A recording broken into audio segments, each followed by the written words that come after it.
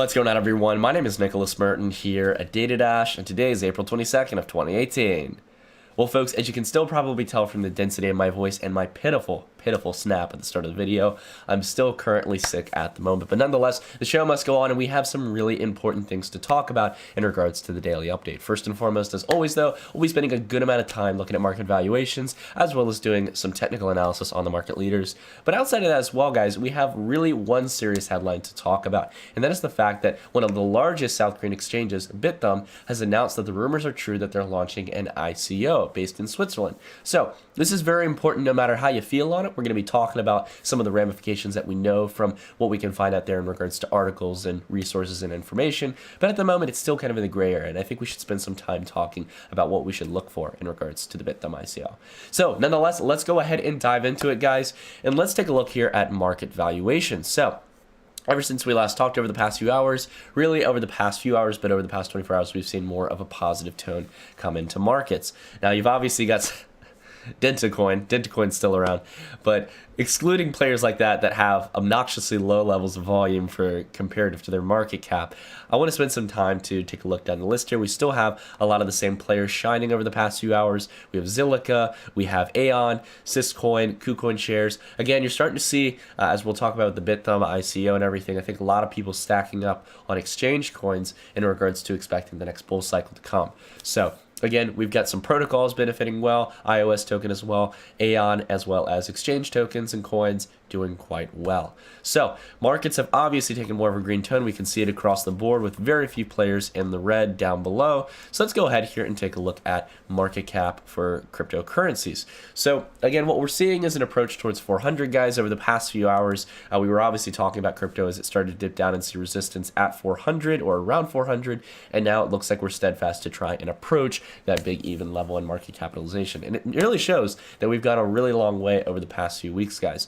We've gone from down at a level, we take it back less than a month, we've really gone from around $250 billion up to $400 billion, $150 billion gain in markets. So it's definitely showing that we're obviously getting towards a period of more exuberance and optimism in the market, which is good. I think we're still at the beginning of this. If we really take a step back, guys, this has definitely been a good rally so far off the lows, but we were pretty dramatically oversold in markets, not only in the market leaders, but also in the altcoin space, which has been innovating heavily over the past few months with all the new ICOs launching. So altcoins as well are not excluded. They're playing a big role in this, along with Bitcoin. And to really preach that altcoins are taking, the lead here in regards to this uptrend is through market dominance. Again, as always, guys, it's always keen to watch this here. And we can see that other coins are still holding a relatively high level. Now we're down a little bit from previous highs over the past few hours. Nonetheless, Bitcoin is continuing to deplete, and we're starting to see players like Bitcoin Cash, Ripple, and Ethereum start to gain the market. So the market leaders are coming back a little bit, excluding Bitcoin in regards to gaining market dominance. Nonetheless, though, everything's green across the board, guys. Bitcoin's doing well. It's up around 2 to 3%. We've also got other players as well doing quite well over the past 24 to 48 hours. So continuing the trend, still the exact same tone of markets, nothing's really changing. And we're still, in regards to Bitcoin here, testing towards the level that I'm keeping an eye on. Again, I'm going to remain patient on this, guys, as much as I really want to get on the train for being absolutely bullish on the market. Right now, I'm waiting to see if we can get past a very, very important level, and that is $9,000 for Bitcoin. Again, as we talked about, if you missed it in the last daily update, I'll go ahead and recap it. We've had a lot of positive indicators come into play. The death cross seemed to have little to no effect on Bitcoin, as we predicted on the channel if it were to happen. Along with that as well, we've gotten through the downtrend line in Bitcoin, as well as it appears that we've gotten out of the accumulation channel. So everything seems really good. Not to mention, volume's pretty good right now. It's not the kind of volume I think we're expecting at these lows. But again, as well, guys, keep in mind that there's OTC markets. There's a lot of institutional volume we don't see on exchanges. It's important to note that. But outside of that as well, we can see that most signs are turning positive. The only thing I'm just worried about here is that, again, we've not only had resistance at around 9,000 in the past, as it served as support and resistance previously before over here over the past few months, but along with that as well, we really need to see this get above that level. And I think that the most healthy thing for Bitcoin to do, which also might give altcoins a little bit of room to run if the sell-off isn't too dramatic, you see Bitcoin come down here below 9,000 and find support not only on the 50-day moving average, which is lowering, but along with that as well onto the previous resistance level of the accumulation channel. So that's generally what I'm going for. That's my kind of consensus on everything, guys. Would love to hear what you guys think about it down below in the comments. See if you guys think, do you guys think we're going well past the 200-day moving average going towards 10,000? I've seen some articles talking about it. Guys, like the thing about it for me personally is that I wait for volume. Volume is one of the best indicators because the larger candles will signal, as well as the price that matches with that volume, what the institutions are doing. They move markets. It's why for the past few days, we've seen over the hourly candle these big spikes in regards to Bitcoin volume and upside action. That means that institutions are clearing through the order book. And I can tell you, they're definitely buying at these lows, guys. So I'm not bearish by any means, but at the same time, just waiting to be neutral before we get a full swing upside run up here. Luckily as well, one thing as well that I think many people haven't pointed out is that we did get support as well on the 50-week here. So good little level of support here. The weekly moving averages as well are very important for cryptocurrencies. I'd really say that the daily and the weekly serve as the most important in regards to long-term trends. So now that we've gone through that, let's go ahead and take a look at some market leaders. And I'm going to do it first and foremost because, as always, I get some people asking about it. But again, guys, I apologize if I miss one of these players. Let's go ahead and take a look at NEO here. NEO, I will say, as much as in the past, NEO continues to usually decline in regards to the larger run-ups that, for example, what we saw back in December and January. I have to say I'm very interested in the fact that this is holding on the 50-day moving average. So and this can build a nice level of support around this level up here, around 80 to 100,000 Satoshis. That can be very, very nice for NEO in the long term. But as for now, I want to make sure that it's going to hold on this daily moving average here and not retest below back to the 200-day, which, beforehand was serving as support. I want to make sure that if we do get a correction below the 50-day, that it can hold on this level before I really make any serious additions. Nonetheless, NEO, still in the grand scheme of things, still pretty cheap compared to other players. But again, you have to assess your risk in regards to investing into it, guys. So definitely do your own research, think about it. And the one thing as well I want to look out for in NEO is in regards to volume, okay? We have not seen the volume come in for NEO yet. It's been pretty stagnant right now. But that goes with a lot of other altcoins across the market. You take a look at Ethereum here. Ethereum volume has picked up a little bit, but we're still generally holding in this lower range here. We haven't gotten anywhere close to what we saw back in December and January. Now, this obviously isn't the same period of time, but I will say, again, we got to see some more volumes in these players, guys. Same as with Bitcoin for a longer term uptrend. But speaking more on Ethereum here, I will say Ethereum did exactly what I was hoping it would do in the sense of being more bullish on Ethereum, and that is hopefully hold on this key level. And it appears that as of now, at least, that it's currently holding on that very important level around 7 million Satoshis. We can see that we got 2 bounces here on the hourly and have continued higher. So again, as long as volume continues, Ethereum might be on to the upside, comparatively gaining dominance to Bitcoin. So let's go ahead and run through some of these as well. Don't want to waste too much time. XRP BTC still needs to see this decline, guys, in my opinion. I wouldn't be speculating with this after the run-up it had. Going ahead here, take a look at Bitcoin Cash. Bitcoin Cash has been gaining very nicely over the past few days. I got to be fair. I wouldn't be buying into this, guys, but to those who have been who have bought on the dip in regards to April, congrats on Bitcoin Cash. It's doing quite well compared to other market leaders. Again, seeing some serious volume. This might be off of the Bitcoin Cash burn that Bitmain is going to be doing when they mine blocks for Bitcoin or Bitcoin Cash, but nonetheless, I don't think it's really enough fundamental news for this to move up like it has. Again, not applying any bias there. It just personally doesn't feel to me like that would be enough for this to move up. So maybe it could just be recovery or speculation.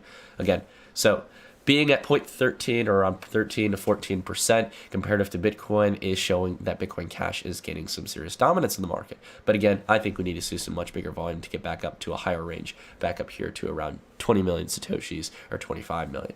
So let's go ahead here, take a look at a few more here. Litecoin as well, still holding below that 50-day, waiting for that 200-day confirmation, guys. Haven't changed on it. Going ahead here, taking a look at ADA, BTC, Cardano. Again, still think some of these leaders who have had a great run up over the past few days, especially with some good volume coming in as well. Still nothing comparative, though, to December. So I think we need a little bit of correction, and we need to see more volume come in as we enter into buy-side action to the upside. Going ahead here, though, I want to go ahead and spend some time to talk about 2 different opportunities that I think I've spotted in the market that look pretty exciting to me. One of them has been something that I'm already long-term on. I've been holding a long-term position for quite some time. And along with that as well is a trade opportunity that I've been adding on over the past few days. So the first one I want to talk about is my trading opportunity, which is Q-Link. So Q-Link listed on Binance here. To me, it's been a really exciting player in regards to more of a long-term play, and and to mention the fact as well that it got listed on Binance is pretty good as well. It shows that it's definitely in this more serious bracket of projects. But in regards to Q-Link, I really want to drive in, guys. The reason why I feel personally, again, this is not financial advice, why I'm doing a trade on this is that I think we're going to see a rotation of price. We're going to see a cupping in the price where we revisit back up to the highs where we got a big buy day about 2 days after the exchange listing here on March 28th. I think we can curve back up, get back up to this level, and hopefully have a continued breakout. We've been seeing this with a lot of market players. It's a very simple indicator. It's what's known as an IPO reversal in stock markets, and what I like to call an ICO reversal. When it gets its first exchange listing, has the initial run up, the sell off, and then a circle back up to the upside. And we've seen this with a lot of different players such as Wanchain and Ontology. So I have no doubt that Q-Link is going to be the same way so long as we can get some volume in. But that's just my personal opinion. Going on here, guys, I want to talk about another long-term play that I think is starting to gain some traction here, and that is nulls. So if we take a look here at nulls on the weekly, we can really start to see the general trend here, I think, personally, over the longer term going into the altcoin cycle. And this could provide to be an interesting opportunity. We not only have a stabilization of price above 25,000 Satoshis and a mid-range around 30,000 Satoshis, but along with that as well, volume on the weekly has been gaining and gaining over the past month or so. So because of that, I think this is looking to be an interesting play. Again, guys, don't doubt these small cap protocols in this market. I think we've got a lot of exciting stuff coming in regards to this, especially in the protocol space, as we start to see more eagerness for competitors with Ethereum. Not to mention, Nulls is a China-based project, which, again, there's a lot of excitement in regards to projects like Neo, as well as Qtum. And I think Nulls might, in a sense, be able to show in the spotlight, what it has to offer over the next few months with the ease of use and a lot of other fundamental reasons that I like the project for. So again, keep an eye on nulls, but again, do your own research if you guys find an interest in it.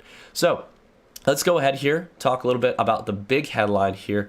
The big thing I want to talk about here is South Korea's cryptocurrency exchange Bithumb announcing an ICO. The rumors have been going around supposedly for the past few hours to the past few days, and it has become true that they've announced that they're going to be doing an ICO listing in Switzerland. This has been where most companies are going to, guys. It's kind of like in the traditional financial world. Switzerland tends to take a very supportive approach to innovations in finance. And because of that, in regards to tax benefits as well as listing benefits in regards to dealing with regulation, this is definitely a smarter decision in regards to South Korea's exchange Bithumb trying to do an ICO.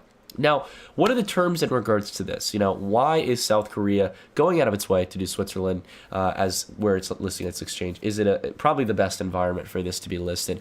And along with that as well, what are really the terms of the coin that's going to be associated? Well, to give you guys a brief rundown, what it generally seems like Bithumb is trying to do is make an exchange coin, much like how Binance has a coin, as well as KuCoin. So they're trying to offer something that probably will offer reduced fees or offer the opportunity to partake in certain projects or to vote on the exchange, to do all kinds of interesting features that we found in traditional competition in the past. But the thing I really want to drill in here is that we don't have too many details. You can go through here, again, they've talked about previous players and how they offer a reduction of fees and different features, but we really don't have that much details in regards to what this coin is going to offer on the exchange itself. Now, I have no doubt that this is going to be exciting. This is definitely probably going to see some upside if it doesn't come out after ICO listing on exchanges. Not too expensive, especially if it has a correction. I think we should definitely keep an eye on it. And with all of the excitement coming in regards to ICOs, such as Telegram and all the money that's been going into players like Hashgraph and everything, you're seeing the ICO space start to get some serious institutional money, especially as companies conduct these ICOs in countries like Switzerland where there's a lot more freedom. But again, the one thing I want to drill here is that we don't have too many details on the ICO, at least from what I can gather in regards to what the coin's going to offer. I think Bithumb is a well-respected exchange, and I think that so long as we continue into an altcoin cycle and it gets listed soon enough, we could definitely see Bithumb coin do very, very well in markets. But again, we need more details here. Now, again, I think it's pretty self-explanatory that they're going to Switzerland to do this ICO, again, for freedom purposes and making compliance much, much simpler comparative to the kind of harsh, kind of scattered gray area of South Korean regulation in regards to cryptocurrencies. I think Bithumb isn't the only one that's gone through this, and you can see here they've been talking in the article here about Kakao, which is a large internet conglomerate in South Korea, and they do all kinds of services such as exchanges, messaging. They own pretty much massive, not only ownership but almost in a sense monopolies on these markets to a degree. But with that being said, keeping in mind that these companies like Kakao have suggested moving permanently to Switzerland compared to South Korea, I think it's really going to make South Korea wake up here. As more and more ICOs for projects or companies that are based in certain nations move over to tax or regulation havens like Switzerland or different scattered Cayman Islands, things like the Cayman Islands and different islands around the world that offer really nice benefits to launch their ICO, I think you're going to see the FSA, the FSC, the Korean Financial Service Commission, sorry, my apologies, coming out of its way to try and make the process of getting ICOs listed much, much more simpler. But they just, I understand, want to establish things like KYC and regulations to make sure that projects who owe information in regards to these investments make sure to provide it to government officials. I think I have no issue with that, but I think it's going to more than anything encourage South Korea to move faster in this direction. It's been moving quite slow. Again, regulation never comes quick, but it's going to be, I think, healthy regulation to get the ICO space more matured. Again, I'm someone who's pretty laxed on regulation when it comes to cryptocurrencies, but when it comes to raising hundreds of millions of dollars, guys, I understand where a government stands in this regard. But they've got to move quick. Corporate enterprise is getting very demanding in regards to getting the space moving faster so venture capital can move into it. So, again, if you guys are interested in it right now, it seems like the only people who can partake in it are people who are in larger pools or people who are accredited investors at the moment. So if you find connections to it, good luck. I think it's going to be generally difficult for the average layman person to get into this ICO. But nonetheless, if it lists on exchange and goes down, it might provide an interesting opportunity. We'll have to see. The last thing I want to spend some time to talk about is I always keep up with innovation in the space, guys. I really like seeing where Bitcoin and other cryptocurrencies, as well as general blockchain technology, is going. And we can see that Lightning Network, this was a tweet that came out and was shared on r/Bitcoin on Reddit, was showcasing some tests on the Lightning Network. So Rick here posted a tweet showcasing the fact that he was able to do over 15 payments, all successful, each taking a max of 2 seconds for confirmation. So practically instantaneous confirmation, as well as 15 successful payments. Whereas Eclair was having some issues over the past few weeks when it first launched. It was having some issues with failed payments. We're starting to see that not only is Lightning Network working, it's working on saving people some money. We can see here that with over 15 transactions, they spent only one Satoshi on the Lightning Network for these transactions, for off-chain transactions. It's 600 times more cheap than on-chain transactions. And that's with SegWit being activated. So it shows that Lightning Network, if it can continue to be adopted and also so long as it works under the surface level and provides applications that help people utilize it on the surface level, not have to see all the backend and complexity with Lightning nodes and payment channels. This could be the next big step for scalability in Bitcoin. And again, is why I'm staying pretty positive on Lightning Network at the moment. It's exciting stuff, and I wish the Lightning team all the best in their ambitions, as well as everyone else who's contributing to the concept. But anyways, I'd like to hear what you guys think about this, what you think about Lightning Network, what you guys think in regards to South Korea's ICO, Bithumb's ICO. You guys gotta know, I'm kind of out of it today, but Bithumb's ICO in Switzerland. I'd like to hear what you guys think about it, as well as the two different players that I'm watching in the market in regards to Q-Link and Nulls. Anyways, guys, that's it for the video. Thank you guys so much for watching. I'll be back very soon. I'm going to rest up today, hopefully get better, and produce more content for you guys ASAP. Anyways, that's it for the video. Thank you guys so much for watching, and I'll see you all in the next one. Stay tuned.